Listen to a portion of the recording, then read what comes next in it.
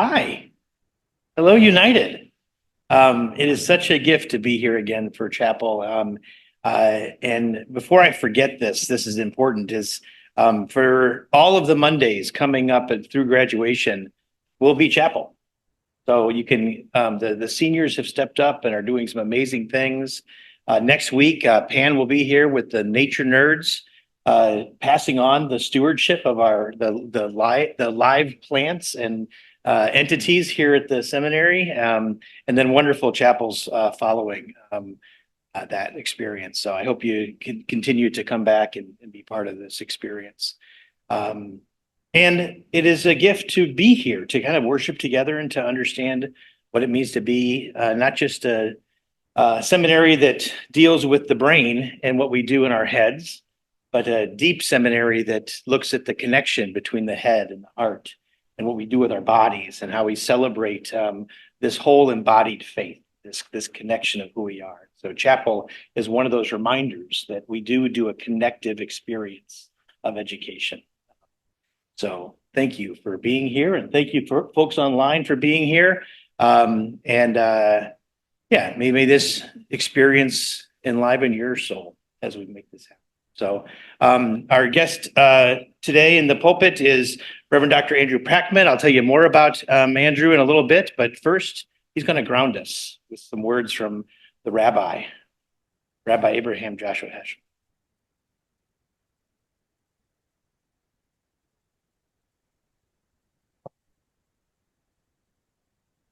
The reading I've chosen today does come from Abraham Joshua Heschel, the 20th century Jewish thinker who came from a long line of Hasidic rabbis in Eastern Europe. And the Hasidim are known for imparting wisdom, spiritual wisdom, through stories. These short, punchy, often very profound stories. And so the one I'd like us to consider this afternoon is recounted in an essay he wrote in the 50s called The Meaning of This War. And it is in response to World War II and the spiritual crisis that it posed to the world. So the tale goes like this. A tale is told of a band of inexperienced mountain climbers. Without guides, they struck recklessly into the wilderness. Suddenly, a rocky ledge gave way beneath their feet, and they were tumbled headlong into a dismal pit. In the darkness of the pit, they recovered from their shock, only to find themselves set upon by a swarm of angry snakes. Every crevice became alive with fanged, hissing things. For each snake the desperate men slew, 10 more seemed to lash out in its place. Strangely enough, one man seemed to stand aside from the fight. When the indignant voices of his struggling companions reproached him for not fighting, he called back, "If we remain here, we shall be dead before the snakes. I am searching for a way to escape from the pit for all of us." Thus ends the reading.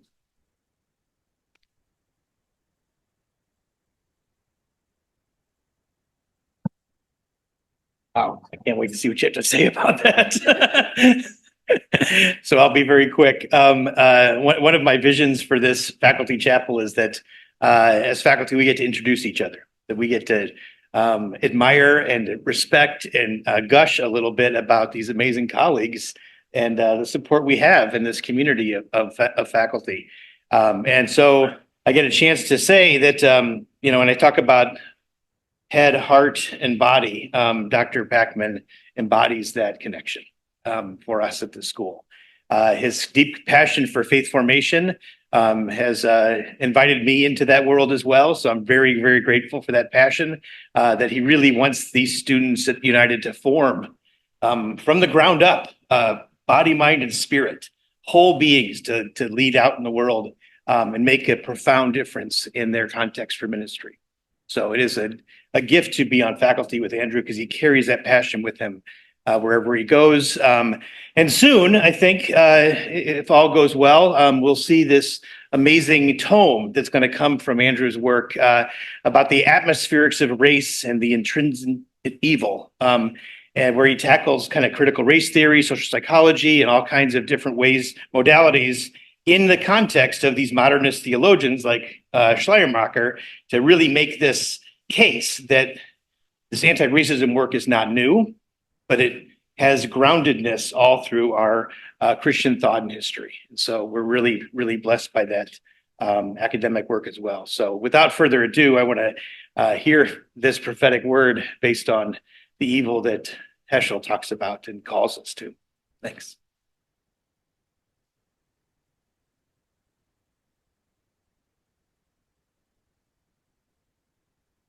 So for this word today, I want to bring us into a classroom, one of the ones that I'm teaching this term in the MDiv capstone seminar. And one of the goals of this seminar is to prompt students who are approaching the end of their theological studies here at United to reflect about what it means to be a seminary student. What have all these years of reading and thinking and writing and conversation, practical training and religious leadership, what does that mean for us as spiritual creatures?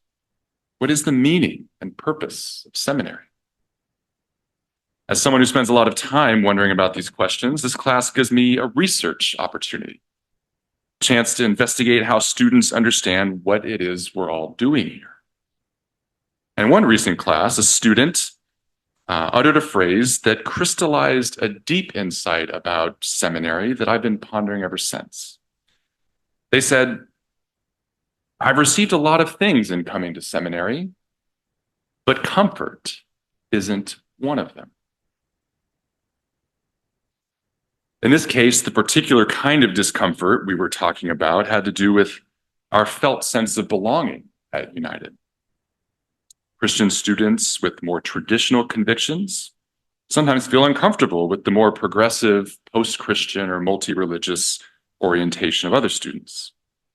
Jewish, Buddhist, and pagan students sometimes feel uncomfortable being at a seminary that has historically and remains tied to the United Church of Christ. It is a Christian seminary, no matter how ecumenical or religiously pluralistic our aspirations. Add to these all of the other intersectional identities that students and professors bring into our classrooms, and it's no wonder that theological study at United doesn't exactly feel like warm bathwater to anybody. This was the insight that slowly emerged in this capstone class last week. As one student after another confessed their forms of discomfort, it started to become clear that while the identities and convictions that accompany each of us are really different, the sense of discomfort we feel is perhaps shared. This led me to wonder, what is it about studying theology in this moment and in this place that generates such discomfort? And just as interesting to me is the following question. If the study of theology is so uncomfortable, what is it that keeps students coming back to these classrooms for more? Or to put the question more provocatively, is there something deeper, a deeper kind of comfort to studying theology that lies just below the surface of these apparent discomforts? What is the consolation of studying theology? To be sure, there are ample reasons for discomfort. We've already noted students at United are navigating a wider array of differences than perhaps any other cohort in the history of seminaries.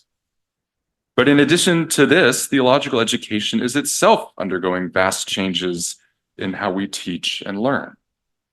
The shift from predominantly in-person residential education to classrooms that now span across space and time, literally.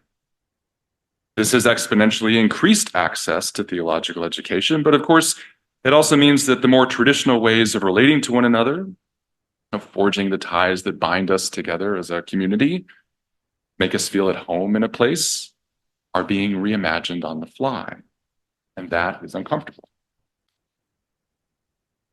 There are discomforting forces beyond our walls, too.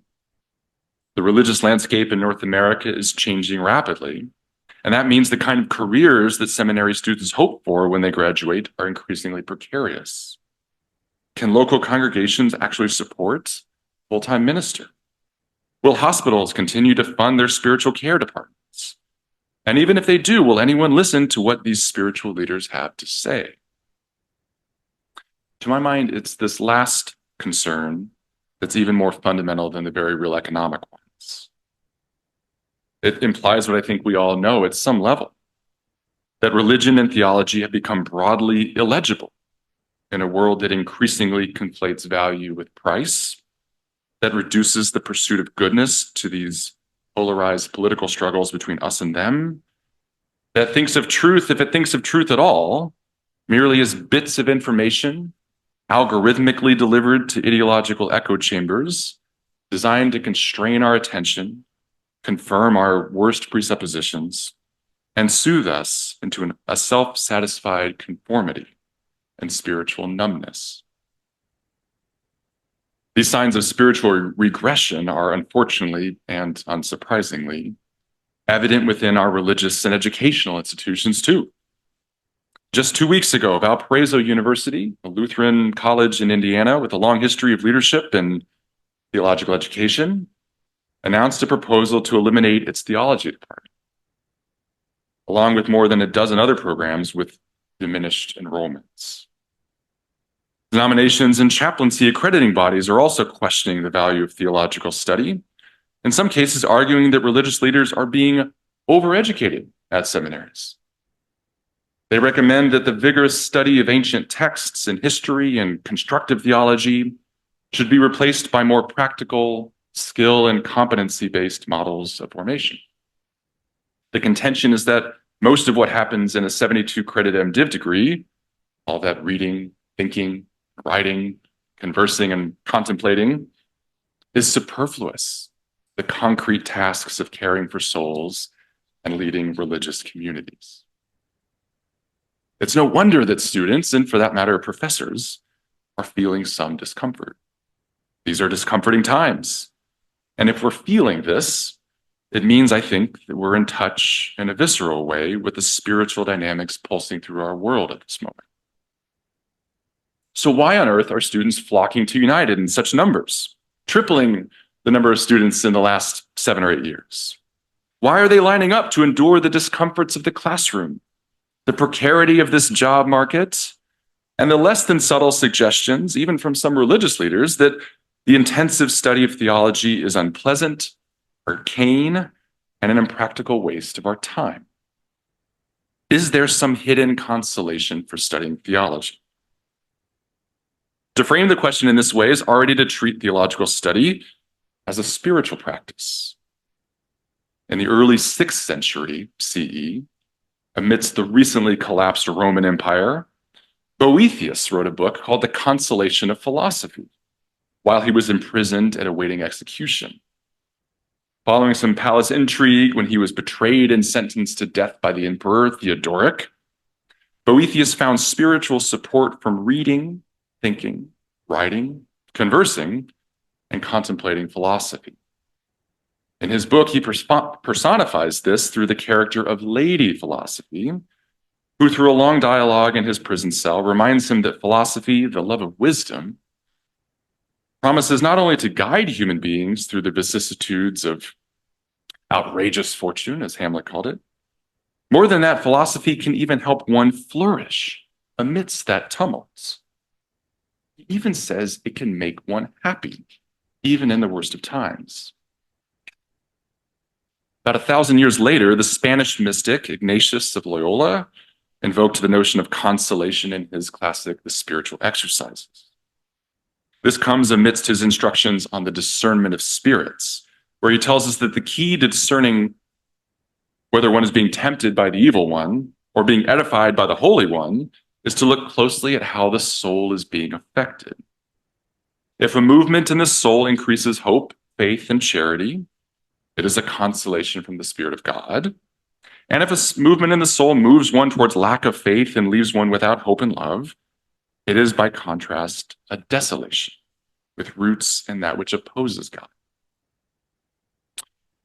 As our capstone seminar reflected on the nature of our collective discomfort in studying theology here and now, the spirit that I discerned was not at all lacking in faith, hope, or charity. Quite the opposite. I heard students grappling with all of the realities facing seminarians and religious leaders and people of goodwill in this tumultuous moment in American religious life. Their discomfort, or really our discomfort, I think, stems from a profound commitment to not look away from these realities, to not avoid the unpleasantness and precarity, to not take false comfort in fantasies that soothe us into an unresponsive slumber. And that's not always pleasant. Friedrich Schleiermacher calls this stance a holy sadness, one rooted in a deep faith and hope that taking a good hard look at reality, even the troubling bits, puts us in touch with the infinite living God. This faith and hope is also evident in the fact that each of these students, in fact, all of the students currently studying at United, along with our faculty and staff, are continuing to study theology and preserve the possibility that others long after us might do so, despite these discomforts of doing theology, despite the apparent uselessness of doing so, despite the illegibility of doing so for a world intoxicated with costs, benefits, and productivity. It is here, though, in this mysterious conviction that we all tacitly share by virtue of being here and doing the things we do, that I think we find the real consolation of theology. Recall the story we heard from Heschel just a moment ago, which tells of a band of mountain climbers who run recklessly into the wilderness, suddenly lose their footing, and tumble into a dismal pit. They recover from the shock of this fall to find themselves surrounded by snakes, and the men start to slay these snakes one after another, but for each one they kill, 10 more seem to lash out. Amidst this chaos and violence, one person seemed to stand aside from the fight. Heschel says that he only seemed to stand aside from the fight, and because of this, his companions reproached him for not doing his part. What he was doing seemed impractical to them. It seemed to be avoiding the very real and present dangers that beset them all. It seemed like he was staring off into the clouds and wondering about metaphysics. It seemed this way because what he was actually doing was illegible to them. All of the social and material pressures were driving him not to think or contemplate or explore or be curious, but to get back to this more important and pressing business of killing the snakes. But rather than succumb to this temptation, the man who no one else understood sought to make himself and his purposes understood. If we remain here, we shall be dead before the snakes. I am searching for a way to escape from the pit for all of us. I wonder if seminarians, those ones bold enough to study theology in times like this, are like that last man. The reading, thinking, writing, conversing, contemplating that we do here can seem to many in the world, even to ourselves sometimes, like foolishness, or even worse, like an irresponsible diversion from the more pressing task of growing churches, and organizing social movements, or defending democracy, or protecting the environment, killing snakes. But if we do it right, then all of this reading and thinking and writing and contemplating is not at all a way of avoiding the spiritual and political and human crises of our world. Rather, it's a way of understanding them at their deepest and most capacious level, of looking for ways to remain human and humane as we navigate them, and God willing, of finding new ways to escape from the fearsome pits in which we find ourselves, paths that would have never appeared if we weren't formed by the thinking of Job and Tillich, Monica Coleman and Boethius, of Lynn Marie Tonstad and Thomas Aquinas, of Teresa of Avila in Spain and James Cone of Beard in Arkansas, the Buddha, the Bhagavad Gita, and the Bible. These are our superpowers. This is what each of us who has studied theology as a spiritual practice brings into the hospital rooms and the prison cells and the church board meetings and the community organizing strategy sessions and the art practices where we do our work. And it changes our work. Instead of simply hacking away at the snakes, the student of theology reads, thinks, writes, and contemplates about what's really going on here and wonders whether there might be other ways out. And they do all of this with a vast chorus of voices who help them to see more than first meets the eye. To some, this sounds superfluous, the concrete and practical tasks of ministry and activism, but I don't know how we could approach any of these concrete tasks responsibly in this moment without the wisdom of our greatest spiritual ancestors. The study of theology offers guidance in turbulent times, but it also changes us. To study theology is a reminder that we humans are more than comfort seekers. We're more than doers of good deeds or builders of just societies. We're more than makers of beautiful or scandalous or politically charged art objects. Of course, we are blessedly all of those things. And we are also spiritual beings who can perceive the movements of the living God in our midst and who can miraculously even respond to them. The point of all this theological study, I think, is to remind us of that truth. And this counts as a consolation because it points us to that deeper wellspring of life and wisdom that throughout the ages promises to orient the conscience, to inflame the religious imagination, and most of all, to provide occasions for flourishing and joy amidst all the tumult. Maybe this is why students keep coming to seminaries like United, despite all the discomforts.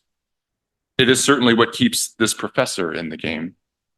And I give thanks to God for all of you students and colleagues and administrators who find themselves called to such uncomfortable and life-giving work. And all God's people said, Amen.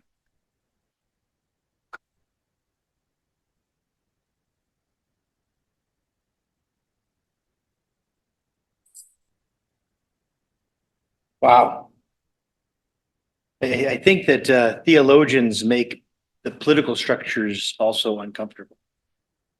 And the more we find some community and safety in discomfort, the more grounded we are to make systemic change in the world.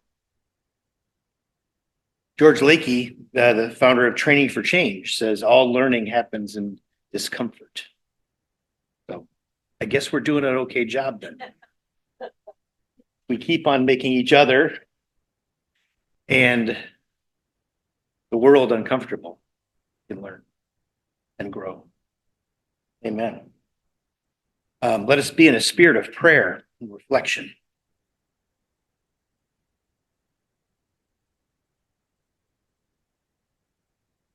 For some who gather in this space, it is the season of wilderness, a long journey in Lent, moving towards a time of re-entry into the world, different, held, different in our uncomfortableness. Having been through the challenges of discomfort, some say it's the only way to experience the miraculous events of a Holy Week, where resurrection's on the other side. For others, we approach this season with hope and renewal in the turning of the season towards spring, where we welcome into the spirits of the East the power of new life and new birth, the element of air is on our minds, and how it blows and refreshes and gives hope. For others in our community, we just began the season of Ramadan, a deep time of reflection and contemplation, another form of wilderness journey to deepen our understanding and our commitment to love and serve the source, the most merciful and compassionate one there is. And then many come into this season for different reasons. But all of these religious traditions lead us to discomfort, where we can grow and learn and lead. So we pray for our alums, our staff, students, our faculty, our administration, all those who form this experience. Ground us, heal us, transform us into the leaders and the people that we are called to be. All of us pray and reflect and contemplate in different names. All of them are holy. Amen.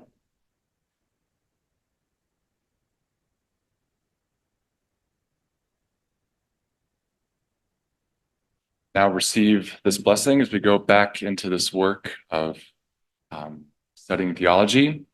May God bless you and keep you. May God's face shine upon you and be gracious unto you. May God look upon us all with favor and give us peace.